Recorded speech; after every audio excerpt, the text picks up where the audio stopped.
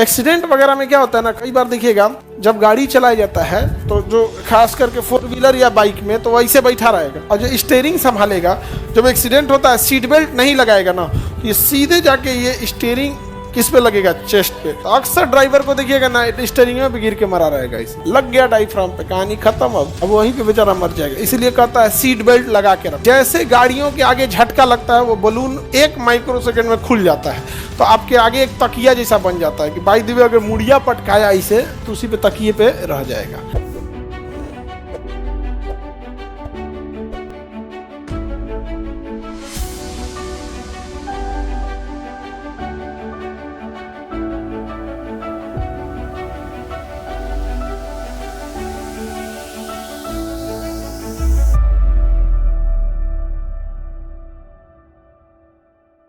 तो एलवीएलई के पास हर सांस लेने के बाद बड़ी मात्रा में क्या जमा हो जाता है, CO2।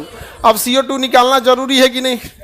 CO2 निकालना जरूरी है, बहुत जरूरी है। फेफड़ा कहता है कि रे भाई साहब ये हमरा से ऊपर नीचे ना होगा, हम ऊपर नीचे ना करेंगे। तो फेफड़ा के नीचे एक अलग ऑर्गन होता है जिसके कहते हैं डायफ्राम। क्या कहेंगे? डायफ्राम। क्या कहेंगे? डायफ्राम। तो फेफड़ा के नीचे एक संरचना होती है जिसे हम लोग क्या कहते हैं, डायफ्राम कहते हैं। फेफड़ा के नीचे की संरचना क्या कहेंगे, डायफ्राम। यही डायफ्राम जो होता है ऊपर उठता है। क्या होता है? ऊपर उठता है।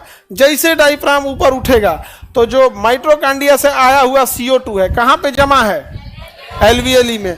जैसे डायफ्राम उठेगा एलवीएलई में दबाव बढ़ेगा, एलवीएलई से वो CO2 ब्रोंकियोलेस होते हुए कहाँ पहुंचेगा, ब्रोंकाई।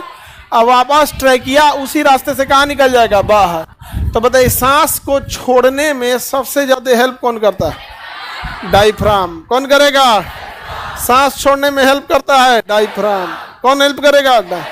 अगर डायफ्राम ना हो तो निःश्वसन यानी बाहर सांस निकलेगा, नहीं निकलेगा, फिर फेफड़ा वैसे ही रह जाएगा।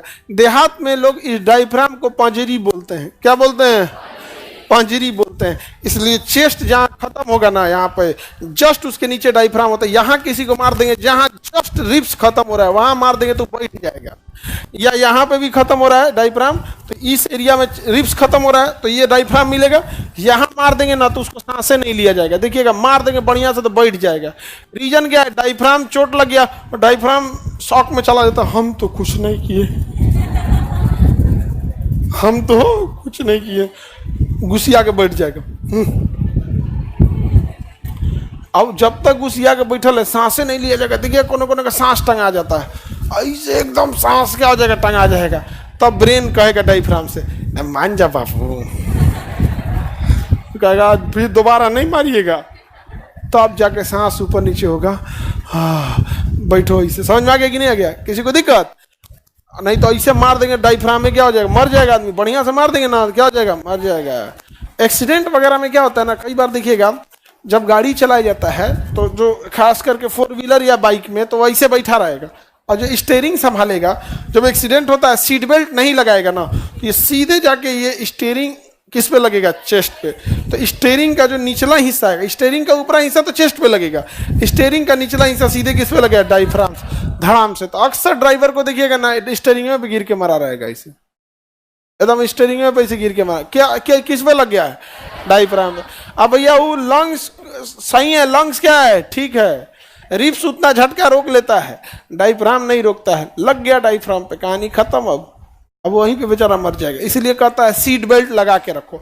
जब आप सीट बेल्ट लगा लेते हैं ना तो सीट बेल्ट की खासियत होती है झटका से आपको आगे ही जाने नहीं देगा। आराम से जाइएगा तो जाने देगा, और जहाँ इसे झटका से जाइएगा तो जाने ही नहीं देगा। तो आपको डायफ्राम यहीं रोक देगा, स्टीयरिंग वहीं रुक गया। अब स्टीयरिंग में ना एक ठो एयर बैग नाम का बलून छुपा हुआ होता है। जैसे गाड़ियों के आगे झटका लगता है वो बलून 1 माइक्रोसेकंड में खुल जाता है, तो आपके आगे एक तकिया जैसा बन जाता है कि बाई द वे अगर मुड़िया पटकाया इसे तो उसी पे तकिए पे रह जाएगा। तो ये एयर बैग जरूरी है। लेकिन एयर बैग तभी खुलेगा जब आपका सीट बेल्ट हो। क्या हो? सीट बेल्ट लगा हो। और गाड़ियों में इंश्योरेंस होता है कि अगर आप मरे गए तो पैसा दिया जाएगा।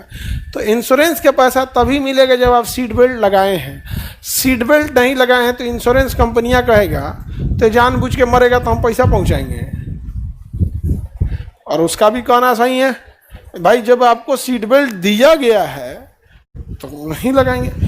एक एक आदमी को देखते हैं सीट बेल्ट के लिए तो सीट बेल्ट वह नहीं लगाता है, कहता कपड़ा का क्रीच बिगड़ जाएगा, कपड़ा का क्रीच टूट जाए। बाबू तुम इतने बुलंदी पे जाओ कि कोई तुम्हें कपड़ों से जज ना करे।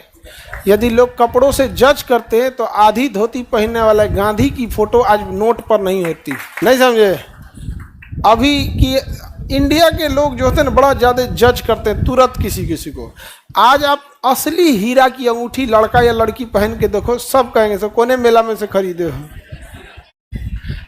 जब तुम्हारा रिजल्ट हो जाएगा तुम नकली खरीदना, सब कहेंगे सब वाह नौकरी लगते सीधे हीरा का अंगूठी। देख रहे हैं बड़ा तेज, मतलब क्या कहिएगा आप, जान से बढ़ के कपड़ा नहीं ना, नहीं सीट बेल्ट पहनना चाहिए।